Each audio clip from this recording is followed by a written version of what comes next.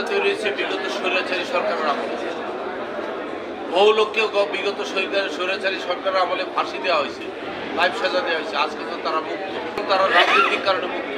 আমি রাজনীতি করতাম না, তাই আমাকে এই প্রিভিলেজ দেওয়া হয়নি। তাই আমি রাজনীতিতে আসার এটাও আর একটা কারণ।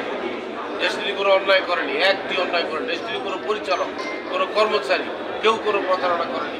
আমাদেরকে বলা হয়েছে আমরা মানি লন্ডারিং করেছি, সেটা প্রমাণ করতে পারেনি। রায় লিখিত হয়ে আসছে সেই সরকারের আমলে আইন মন্ত্রণালয় থেকে। আমরা সবই জানি, আপনারা এগুলো জানেন কীভাবে একটি বিশেষ রাজনৈতিক দলের প্রধানদেরকে কীভাবে ফাঁসি দেওয়া হয়েছে, যাবজ্জীবন দেওয়া হয়েছে। সেই মামলা তো এখন নাই। আমরা সবাই কিন্তু ওই স্বৈরাচারী সরকারের দ্বারা আমজনতা দল রয়েছে, আপনি বলছেন সেটা আমজনতা দল, আমরা আমজনতা পার্টি। আরেকটা কথা বলি আপনাকে, জাসদ নামে অন্তত দুটি দল আপনি জানেন, জাসদ দল, বাংলাদেশ মুসলিম লীগ আর মুসলিম লীগ নামে একটা দল আছে, দুটা দল আছে। জাতীয় পার্টি আছে ৩-৪টা। তো দেখেন আপনি, আমজনতা দল আর আমাদেরটা হচ্ছে বাংলাদেশ আমজনতা পার্টি। আপনি পার্থক্যটা বুঝতে পারছেন। আমি বলছি ভিন্ন নামে করা যায়, একই নামও রাজনীতি করা যায়, সেটা এক্সাম্পল দিলাম। আমরা তাদের শত্রু না, আমরা তাদের মিত্র। তারা আমাদের ছোট ভাই, তারা কেউ কেউ আমাদের বড় ভাই আছে সেখানে। আমরা তাদের সাথে সহমত প্রকাশ করছি, তাদের লক্ষ্য উদ্দেশ্যকে, তাদের রাজনৈতিক উদ্দেশ্য আমাদের উদ্দেশ্য এক।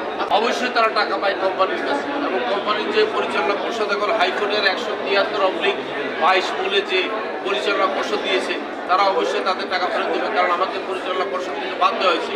আমাকে যখন সাজা শোনানো হয়, আমি তার আগে বলেছি মাননীয় আদালত আমাকে যেই সাজাই দেন, আমাকে পরিচালনা পর্ষদে থাকার ব্যবস্থা করেন, আমাকে হুকুম দিয়ে যান, আমি যেন টাকাটা ফেরত দিই। আমাকে হুকুম দেওয়ার জন্য বলছি, আদালত আমাকে হুকুম দেয়নি। কারণ জানে আমাকে হুকুম দিলে আমাকে পরিচালনা পর্ষদে রাখতে হবে। তাই আমাকে কৌশলে পরিচালনা পর্ষদ থেকে সরিয়ে দিয়ে নতুন 17 জন আসছে, সেখানে 4 জন আছে বিগত সরকারের আমলে দেওয়া নতুন পরিচালনা পর্ষদ। তারাই, যেমন আপনি মনে করেন আজকে যে আমরা রূপপুরের যে চুক্তি করেছি রাশিয়ার সাথে, রূপপুর পারমাণবিক চুল্লির জন্য যে লোন নেওয়া হয়েছে, এই লোন কিন্তু শেখ হাসিনা এখন নাই, এটা বর্তমান সরকারকে দিতে হচ্ছে। আদানি গ্রুপের সাথে বিদ্যুতের বিল বর্তমান সরকারকে দিতে হচ্ছে, কারণ রাষ্ট্রের যে শাসনে থাকে তাকেই দিতে হয়। একইভাবে ডেস্টিনির কাছে যে বিল পাবে, যে টাকা পাবে, বর্তমান ম্যানেজমেন্টকে দিতে হবে। আর রফিকুল আলম যদি ফেরত দিতে হয়, রফিকুল আলমকে সেই আগের বোর্ডে নিয়ে আসতে হবে, তাকে এমডির প্রতিষ্ঠানে বসাতে হবে। আমি ওয়াদা করতেছি আমাকে এমডি প্রতিষ্ঠানে দেওয়ার এবং ব্যাংক অ্যাকাউন্ট খুলে দেওয়ার 1 মাস পরে থেকে আমি টাকা দেয় না, আমার কোনোদিনও করবো না। কারণ আমি যখনই অভিযোগ আসবে আমি অভিযোগের উত্তর দিয়ে দেবো। এরা কারা আমি জানি।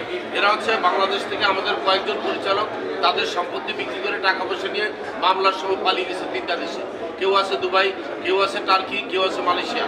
এরা সেখান থেকে কিছু লোকের জড়ো করেছে, বেশি না, এদের সংখ্যা 30 থেকে 40 জন। এখন তারা যেটা করেছে, তারা জানে আমি যদি ম্যানেজমেন্টে আসি, টাকা দেওয়া শুরু করি, তাহলে ওদের আর দেশে আসার কোনো সুযোগ থাকবে না। কারণ তারা দুটো অন্যায় করেছে। একটা হচ্ছে তারা যখন মামলা হয় পালিয়ে গেছে, আরেকটা হচ্ছে তারা এখান থেকে যাওয়ার সময় তাদের টাকা পয়সা সম্পত্তি সব নিয়ে চলে গেছে। তাদের 1 টাকাও ব্যাংক, আমার কাছে টাকা নিতে পারে নাই, কারণ আমাদের ব্যাংক অ্যাকাউন্ট বন্ধ ছিল।